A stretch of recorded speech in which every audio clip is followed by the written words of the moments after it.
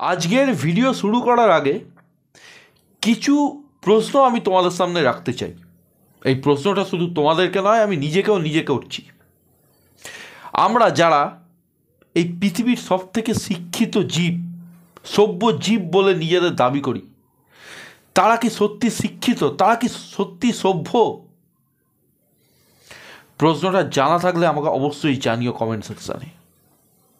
কারণ এই পৃথিবীতে, আমাদের সমাজে, আমাদের চোখের সামনে আমরা মানুষ ছাড়াও বাস করে বেশ কিছু জীব, বেশ কিছু প্রাণী যারা মুখে হয়তো কথা বলতে পারে না, কিন্তু আমার মনে হয় কিছু চারিত্রিক বৈশিষ্ট্যের দিক থেকে তারা মানুষের থেকে অনেক বেশি এগিয়ে। যেমন আমাদের পাড়ায় ঘুরতে থাকা কুকুরটি, আমাদের বাড়ির বাগানে এক কোণে বসে থাকা বেড়ালটি, আমরা কি এদের প্রতি সবসময় সহানুভূতিশীল আচরণ দেখাই? এই দাবি কি আমরা করতে পারি? আমরা ছুটির দিনে মাংসের দোকানে লাইন লাগাই, মটনের দাম বেড়ে গেছে বলে হাপিত্তেস করি, চিকেনের লেগ পিসের জন্য দোকানদারের সঙ্গে ঝগড়া পর্যন্ত করি, এবং চায়ের দোকানে যখন আরাম করে চায়ের ভাঁড়ে চায়ের আনন্দটুকু নিই, সেই সময় ঠিক পায়ের কাছে লেজ নাড়তে আসা পাড়ার কুকুরটিকে দেখে আমরা কিন্তু সপাটে লাথিও চালাই। চলার পথে যদি কোনো কুকুরের বাচ্চা এসে পড়ে বা কুকুর এসে পড়ে, তাকে পা দিয়ে সরিয়ে দিই, বা কখনো কখনো তাকে জলও দিয়ে সরিয়ে দিই। এমনকি পুজোর সময় কুকুরের লেজে কালীপটকা বেঁধে নির্মম পাশবিক আনন্দ নিতেও কিন্তু আমরা পিছপা হই না। এইদিকে আমরা সভ্য, এইদিকে আমরা শিক্ষিত। এই দাবিটা কি যথার্থ? বন্ধুরা, এই রকম অন্যায় আমিও করেছি, সুতরাং আমি কিন্তু নিজেকে কমপ্লিট সভ্য এবং শিক্ষিত বলে দাবি করতে পারি না এই অ্যাসপেক্টে। কিন্তু তোমরা, আজকে প্রশ্নটা আমি তোমাদের দিকে ছুঁড়ে দিলাম, তোমরা কি নিজেদের দাবি করতে পারো? বন্ধুরা, এই প্রশ্নের উত্তর তোমরা অবশ্যই কমেন্ট সেকশানে আমাকে দেবে। চলে যাই আজকের ভিডিওর বিষয়বস্তুতে। বন্ধুরা, আমি Mithun, welcome to my channel Mithun movie জাদু। ভিডিও শুরুতে গুরুজনদের জানাই আমার প্রণাম, ছোটদের জানাই আন্তরিক ভালোবাসা এবং শুভেচ্ছা। বন্ধুরা, আজকে কথা বলবো তথাগত মুখার্জি পরিচালিত এবং বিক্রম চ্যাটার্জি অভিনীত পারিয়া মুভিটি নিয়ে।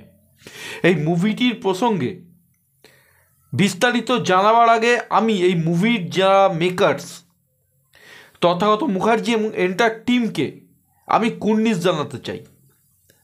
আজকের দিনে দাঁড়িয়ে এই রকম একটি সাহসী প্রচেষ্টা করার জন্যে, এবং বাংলার বুকে, যেখানে বাংলায় আমরা সাম্প্রতিক সময়ে সেইভাবে কমার্শিয়াল অ্যাটেম্পট একজন সুপারস্টার ছাড়া অন্য কাউকে নিতেই দেখছি না, সেখানে Tathagata Mukherjee out of the box গিয়ে একটি অন্যরকম প্রচেষ্টা করেছেন। এই মুভিটিতে সো কল্ড কিন্তু কোনো নায়ক নেই, মানে নায়ক বলতে আমরা যেটা বুঝি, এই মুভির প্রধান নায়ক হচ্ছে মুভির গল্প, এই মুভির স্ক্রিন প্লে, সেটা এতটাই শক্ত, সেটা এতটাই টাইট যে এই মুভিতে কোনো হিউম্যান নায়কের কিন্তু দরকার পড়ে না। এই মুভির বিষয়বস্তু এবং এই মুভি যাদের জীবনের উপর ভিত্তি করে নির্মাণ করা হয়েছে, আমার কাছে তারাই কিন্তু এই মুভির ব্যাকবোন, তারাই কিন্তু এই মুভির নায়ক। মুভির গল্প যদি অল্প করে বলতে হয় তাহলে এটুকুই বলবো, এই মুভির গল্প শুরু হচ্ছে শান্তির হোটেল বলে একটি হোটেলের মাধ্যমে, যেখানে এই হোটেলটির মালকিন একজন বয়স্ক মহিলা, উনি কিছু স্ট্রিট ডগকে নিয়মিত খাবার দেন। এবং এখানে বলে রাখি, পারিয়া কথাটির অর্থ কিন্তু স্ট্রিট ডগ, এবং এদের মধ্যে একটি ছোট্ট স্ট্রিট ডগ মিসিং হয়ে যায়, এবং ঘটনাচক্রে সেই স্ট্রিট ডগটির সাথে এই মুভির একটি চরিত্র বিক্রম চ্যাটার্জির একটা ইমোশনাল কানেকশান কিন্তু ইতিমধ্যে বিল্ড হয়ে যায়। এবার বিক্রম কি পারবে তার এই পোষ্যটিকে উদ্ধার করতে, সেটা জানার জন্য তোমাদের প্রত্যেককে এই মুভিটি বড় পর্দায় দেখতে হবে এবং কিভাবে এক একটি ধাপে ধাপে বিক্রম এগোয় এবং কেঁচো করতে কেউটে বেরোয়, সেটা কিন্তু এই মুভির পড়তে পড়তে তোমাদেরকে দেখাবে। এবং ভাগাড় কাণ্ড থেকে শুরু করে সাম্প্রতিক সময় একটি নার্সের বর্বরভাবে কিছু কুকুর বাচ্চাকে পিটিয়ে মারার ঘটনা এই মুভিতে যেভাবে দেখানো হয়েছে না, জাস্ট শকিং। এই মুভিতে এই ঘটনাগুলোকে রেফারেন্স হিসেবে এত সুন্দর করে ইনকর্পোরেট করা হয়েছে মুভির গল্পের সাথে, যে সেগুলো যখন তোমরা দেখবে তোমরা নিজেরাই রিয়েলাইজ করবে এবং তোমাদের গায়ে যেন আরেকবার কাঁটা দেবে। মুভির বিজিএম বলি, মুভির সিনেমাটোগ্রাফি বলি, প্রত্যেকটা ডিপার্টমেন্ট খুব স্ট্রং। এবং last but not the least, পারফরমেন্সের কথা যদি বলতে হয়, আমি আগেই বলেছি এই মুভিতে কিন্তু সো কল্ড কোনো হিরো নেই, কারণ এখানে প্রত্যেকটা চরিত্র কিন্তু গ্রে শেডেড।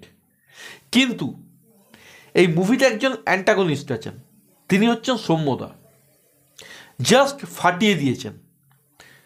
তবুও সৌম্যদার চরিত্রটা আমার যা দেখে মনে হয়, এক গ্লাস মানে একটি গ্লাসে অর্ধেক জল রাখার মতো। ইনফ্যাক্ট প্রত্যেকটা চরিত্রই কিন্তু এইভাবে আমি ডিফাইন করতে চাইব, একটি গ্লাসে অর্ধেক জল রাখার মতো। কেউ বলবে অর্ধেক ভর্তি, তো কেউ বলবে অর্ধেক খালি। তো এই চরিত্রগুলির যে ডাইমেনশন, সেটা প্রত্যেকের কাছে আলাদাভাবে রিফ্লেক্ট করবে। সো কল্ড অ্যান্টাগনিস্ট এখানে সৌম্যদা, কিন্তু তারও কিছু পজিটিভ বার্তা আছে। সেও কিন্তু এমন কিছু পজিটিভ পয়েন্ট বার্তা আমাদের সামনে তুলে ধরে যেটা রীতিমতো শকিং। এবং এই মুভির মাধ্যমে মেকাররা যেটা আমাদের কাছে পৌঁছতে চেয়েছেন, সেটা কিন্তু যথারীতি সার্থকতা পেয়েছে। মেকাররা 100% সার্থক। পারফরমেন্স সৌম্যদা অসাধারণ। এবং এরপরেই আমি বলবো বিক্রম চ্যাটার্জির পারফরমেন্স। বিক্রম চ্যাটার্জিকে আমি কুলের আচার মুভিতে দেখেছি, শেষ পাতায় দেখেছি, এবং শহরের উষ্ণতমর মতো রোম্যান্টিক মুভিতেও দেখেছি। এবং আমরা যারা আজকের দিনে বলিউডে আয়ুষ্মান খুরানা, রাজকুমার রাওর অভিনয়ের তারিফ করি, তাদের পাশে আমি এই মুভিটি দেখার পর অবশ্যই বিক্রম চ্যাটার্জিকে বসাতে পারি। এবং আমি যদি তাদের থেকে 1 পয়েন্ট এগিয়ে, উইথ ডিউ রেসপেক্ট টু রাজকুমার রাও এবং আয়ুষ্মান খুরানা, বিক্রম চ্যাটার্জিকে রাখি, তাহলে হয়তো আমার দৃষ্টিভঙ্গিতে খুব একটা ভুল হবে না। কারণ যে মানুষটি কুলে আচারের মতো মুভি করতে পারেন, যে মানুষটি শহরের উষ্ণতম দিনের মতো মুভি করতে পারেন, পারিয়া মুভিতে তার ট্রান্সফরমেশন না দেখলে তোমরা বিশ্বাস করতে পারবে না। এখানে ট্রান্সফরমেশনের কথা কিন্তু আমি শুধু ফিজিক্যাল ট্রান্সফরমেশন বলছি না, তার স্টান্ট, তার ডায়ালগ ডেলিভারি, তার ওভারঅল অ্যাটিটিউড, তার বডি ল্যাঙ্গুয়েজ, পুরো ট্রান্সফরমেশন। এই মুভিটি অ্যাডাল্ট সার্টিফিকেট পেয়েছে। সেটা কেন? তার কারণ হচ্ছে মুভিটির ভায়োলেন্স। এখানে ভায়োলেন্স মানে কিন্তু শুধু ফিজিক্যাল নয়, কিছু স্ল্যাং ল্যাঙ্গুয়েজ, মুভির বিষয়বস্তু, এই সমস্ত কিছু কিন্তু রিলেটেবল। এবং আমার মনে হয় যথাযথ। এই মুভিতে যেভাবে ব্লাড দেখানো হয়েছে না, কোনো বাংলা মুভিতে এই লেভেলের ব্লাড সেট আমি দেখেছি বলে আমার অন্তত মনে পড়ছে না। মুভিতে অ্যাকশান দৃশ্যগুলো, কিছু অ্যাকশান দৃশ্য আছে হ্যান্ড টু হ্যান্ড, আবার কিছু আছে অবজেক্ট নিয়ে অ্যাকশান। যেমন একটা অ্যাকশান দৃশ্য আছে যেখানে বিক্রম ইট দিয়ে কয়েকজনকে মারছেন, সেটা অসাধারণ আর কি। ফগের মধ্যে একটি অ্যাকশান দৃশ্য আছে যেখানে মুখোশ পরে বিক্রম চ্যাটার্জি লড়ছেন, যেটা ট্রেলারেও একটা ঝলক আমরা দেখেছি। তার স্টেজিং, তার এক্সিকিউশন লেভেল, আমরা যদি লিমিটেড বাজেটে এই কাজ নামাতে পারি, তাহলে আজকে আমরা যারা অ্যানিম্যাল নিয়ে গলা ফাটাই, সেই রকম মুভির বাজেট যদি আমাদের কাছে আসে, তাহলে আমরা কী লেভেলের কাজ দেখাতে পারবো, সেটাই মুভিটা কিন্তু প্রমাণ।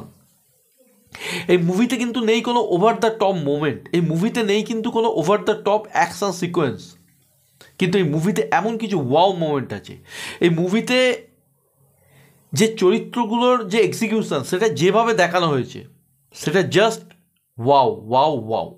এবং বাংলা কমার্শিয়াল মুভি আজকের দিনে এই রকমই কিন্তু হওয়া উচিত, এই রকমই বন্ধুরা হওয়া উচিত। তোমরা যদি এক্সপেক্ট করে যাও এই মুভিতে তোমরা নাচ দেখবে, গান দেখবে, তাহলে কিন্তু তোমরা হতাশ হবে। কারণ আর 5টা কমার্শিয়াল মুভির মধ্যে এই মুভিতে কিন্তু নায়কের নাচ নেই, ড্যান্স স্টেপ নেই। কারণ এটা কিন্তু সেই অর্থে কমার্শিয়াল মুভি হয়েও কিন্তু কমার্শিয়াল মুভি নয়, এটা আর্ট হাউস কমার্শিয়াল মুভি, যার মধ্যে অ্যাপ্রোচটা পুরোপুরি রিয়েলিস্টিক, খুব সাটেল রাখা হয়েছে। এবং এখানেই আমার মনে হয় মুভিটির সার্থকতা। এই ধরনের মুভি, সিরিয়াস মুভি, এই রকমই টপিক কিন্তু হওয়া উচিত ছিল। তোমরাই বলো, আজকে একটা মানুষ তার প্রিয় জিনিসটাকে খুঁজে বেড়াচ্ছে, তার মধ্যে যদি সে বিদেশে গিয়ে তার প্রেমিকার সঙ্গে রোম্যান্টিক দৃশ্যে গা গরম করে, সেটা কি খুবই দৃষ্টিকটু হবে? আমি সিনেমাটিক লিবার্টির কথা বাদই দিলাম, কিন্তু তবুও কিন্তু সেটা একটা নক্কারজনক ব্যাপার হবে এই ধরনের মুভির বিষয়বস্তুর ওপর। এবং পরিচালক খুব বুদ্ধিদীপ্তভাবে যা যা প্রয়োজন সেই সমস্ত জিনিসকেই মুভিতে রেখেছেন। এই মুভির যে ভাবনাটা সেটা প্রথম থেকে খুব ক্লিয়ার, এবং পরিচালক সেটাই দেখিয়েছেন। শিলাকা মিত্রকে এই মুভিতে বহু বছর পর দেখলাম, দেখে বেশ ভালো লাগলো। অঙ্গনাদি ডিসেন্ট পারফরমেন্স দিয়েছেন। দেবাশিস বাবু বলি বা লোকনাথ বাবু বলি, এনারা যথেষ্ট ভালো। এবং এই মুভির আরেকজনের নাম আমি যদি না নিই, আমার মনে হয় পারফরমেন্সের দিকে অনেকটা ইনজাস্টিস করা হয়। অম্বরীশ ভট্টাচার্য দুর্ধর্ষ পারফরমেন্স দিয়েছেন, এবং তাকে যে এইভাবে কোনো দিন দেখব জাস্ট ভাবতেই পারিনি। এবং তিনি এই মুভিটি রিলিজের আগে একটি ইন্টারভিউতে বলেছিলেন তার পরিচালকের বিশ্বাস ছিল তার ওপর, কিন্তু তার নিজের আস্থা ছিল না যে সে এই ধরনের চরিত্রের জন্য সুইটেবল কি না। কিন্তু এখন বুঝতে পারছি তার পরিচালক কতটা সঠিক। Overall performance, action, cinematography, BGM, প্রত্যেকটা ডিপার্টমেন্ট এই মুভিতে লেটার মার্কস পাওয়ার যোগ্য। তবে হ্যাঁ, কিছু জিনিস আমার একটু নেগেটিভ লেগেছে। প্রথমত বলি, এখানে বিক্রম চ্যাটার্জির সঙ্গে একটি বাচ্চা কুকুরে একটা কেমিস্ট্রি দেখানো হয়েছে, সেটা আমার কাছে খুব একটা জমেনি। সেটাকে আরেকটু ডেভেলপ করলে হয়তো পুরো ক্ষীর হয়ে যেত। যেটা আমরা 777 চার্লির ক্ষেত্রে দেখেছিলাম, সেই চোখে জল আনা ব্যাপারটা, যেটা পুরোপুরিভাবে আমার কাছে কার্যকরী হয়নি। এই মুভিটির পার্ট 2 আসবে, তো এটা যদি ট্রেলার হয় বা এটাকে যদি পার্ট 1 ধরি, তো পার্ট 2 কী লেভেলের হতে পারে সেটা তোমরা ভেবে নাও। 2 ঘন্টা 16 মিনিট একটি মুভি, এবং সত্যি কথা বলতে এই মুভিটি দেখার সময় আমি ঘড়ি দেখার কোনো চিন্তাভাবনাই আনতে পারিনি মাথার মধ্যে, কারণ এই মুভিটি আমাকে চোখের পলক ফেলতে দেয়নি। মুভির স্টার্টিং থেকে ক্লাইম্যাক্স দুর্ধর্ষ, এবং ক্লাইম্যাক্সটা এই মুভিতে যথেষ্ট এনগ্রিফিং। ওভারঅল একটি ভালো প্রচেষ্টা, ভালো মুভি। এবং আমরা সকলে বলি না, বাংলা ছবির পাশে দাঁড়াও। এই ধরনের মুভি যদি আমরা নির্মাণ করি বা আমাদের এখানে পরিচালক সবাই যদি নির্মাণ করে, তো বাংলা ছবির পাশে দাঁড়াবার জন্য কিন্তু গলা ফাটাতে হয় না বন্ধুরা। সকলে এমনিতেই কিন্তু বাংলা ছবির পাশে দাঁড়াবে, অন্তত এটুকু এক্সপেক্ট করবো এই পারিয়া দেখার পর। আপনারা যারা দেখেননি মুভিটি হলে গিয়ে দেখুন, আর যারা দেখেছেন তারা কমেন্ট সেকশানে এসে জানান যে মুভিটি আপনার কেমন লাগলো। আজকের ভিডিও সম্বন্ধে নিজেদের মতামত জানান। ভালো লাগলে লাইক করুন, শেয়ার করুন। চ্যানেল বা ভিডিও নতুন হলে সাবস্ক্রাইব করুন, এবং ফার্দার নোটিফিকেশনের জন্য বেল আইকনটা ক্লিক করুন। এবং একটা রিকোয়েস্ট আমি করব, পারিয়া দেখুন, পারিয়ার সাথে থাকুন।